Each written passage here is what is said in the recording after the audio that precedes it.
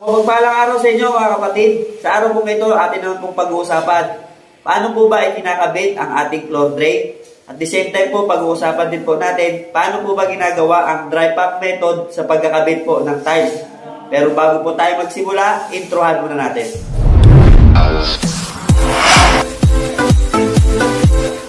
Sa area na to, magkakabit tayo dito ng ating floor drain at saka na clean out. So, itong area po, naiwan. Ito po ngayon yung ating kakabitan ng tiles. Ngayon, ang ginamit po natin na pamamaraan na paglalatag po ng tiles ay dry pack method. So, ano po ba yung dry pack method na sinasabi? Yung dry pack method po, bali, ang gagamitin po natin, semento, tapos yung bilis tayo na buhangin. Bali, yan po yung parang pinakamating ng ating tiles. No? Ang style po nito, hindi po nyo babasain ng gusto yung inyong halo. Ibig po sabihin, konting tubig lang, kagaya po nito. Ayan, kung inyo pong makikita, hindi po yan basang-basa. So, ang advantage po nito, pag gagamit po ng dry pack, ay mabilis po siyang natutuyo. Mabilis po ang pagkakabit ng tiles. Isa po yan sa nagiging dahilan kung bakit sinasabi nila na kumakapak yung dry pack method, kasi itong area ay hindi na compact na paayos. So ano po bang ibig kong sabihin?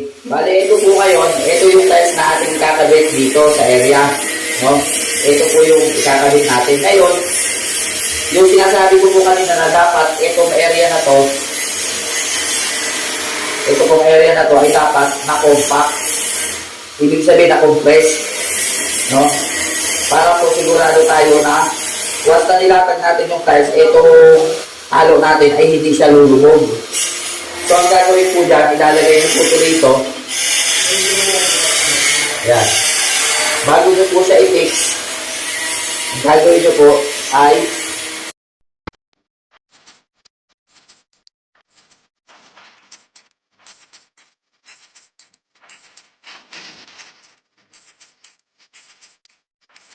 hindi na po siya lulubog. Kasi gawa nga po nung ito po ay hindi basa-basa. Pag nadaganan po yan, natinginan po yan, ang tendency po yan, lulubog. So ngayon po, para hindi na po siya lumubog, kailangan po nakakompact. At the same time, makikita po ninyo kung pantay yung paglalagyan ninyo. Ito po.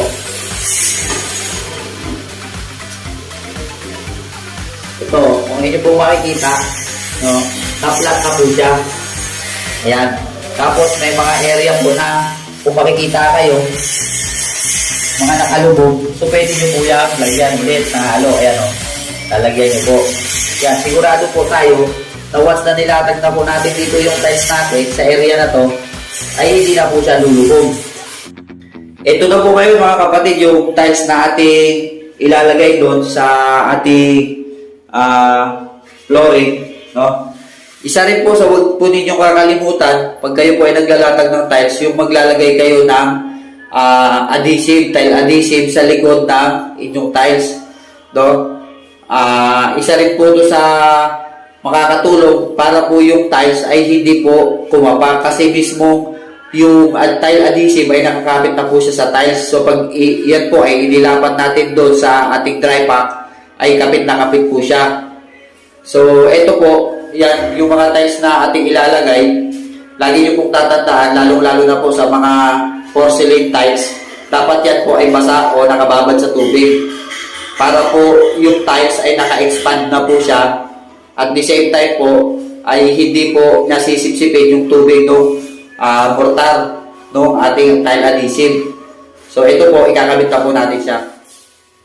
Ito po ngayon, nilalatag na po natin yung ating tiles. Ayan o.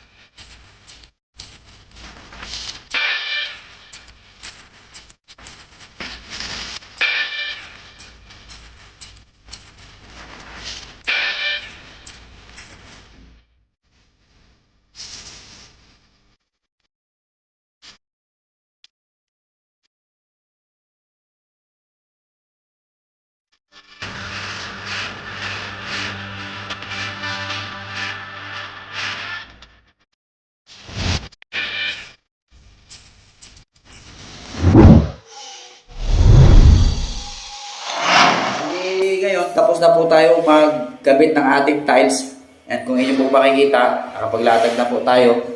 Ang kailangan na lang po natin dito ay magkakabit tayo ng floor drain at ng clean out. So ito po, meron po tayong pinili. So ito po ang ating clean out. So ang purpose naman po nito, yung clean out na yan, gagamitin po natin to para dito. Para just in case po na magkaroon po siya ng bara, so dito po siya susundutin.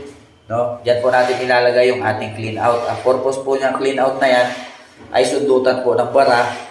Kung sakasakali din po na magkakaroon tayo ng magpapalinis tayo ng ating septic tank. So dito din po yan, lalagyan po natin yan dito. May tubo po yan na nakakonekta papunta doon sa septic tank. Tapos ito, nakabili na rin po tayo ng ating floor drain. No?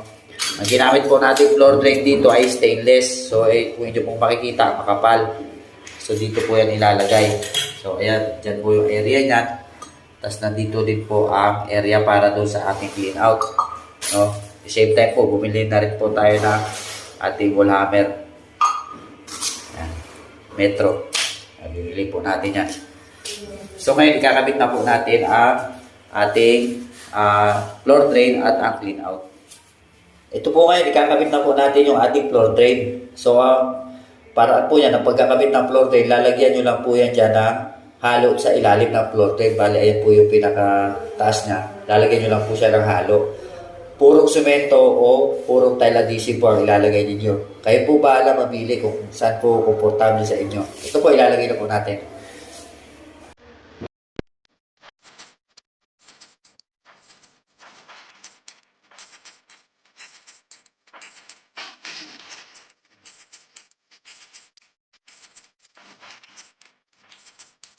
Ito po ngayon, naikabit na po natin yung ating floor drain.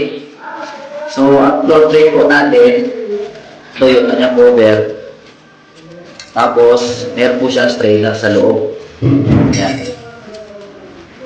Just in case na luwag na may sumigaw na amoy doon sa kanyang pit-trap, ito po ang maghaharap dyan.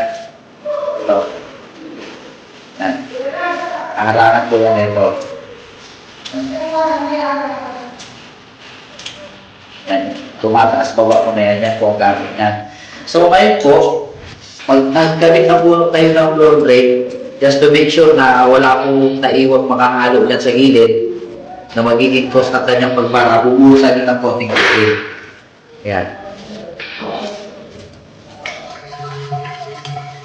Yan.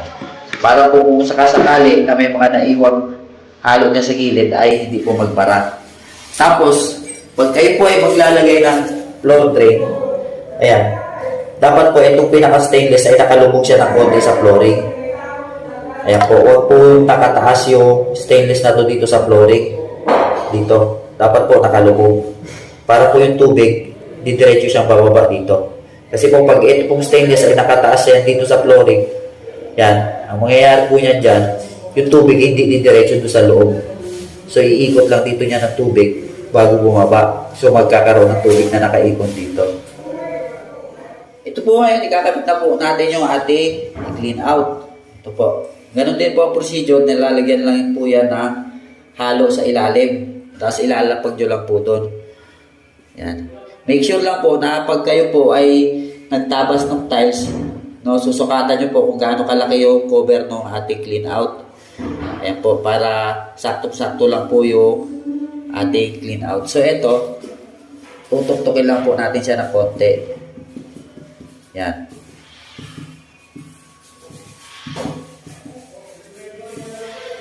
Kung yung una po, yung pagkabit natin na ito ng floor drain, ay yung floor drain ay nakalubog ng konti doon sa flooring. Ito naman po clean out natin ay nakapantay naman po siya sa flooring.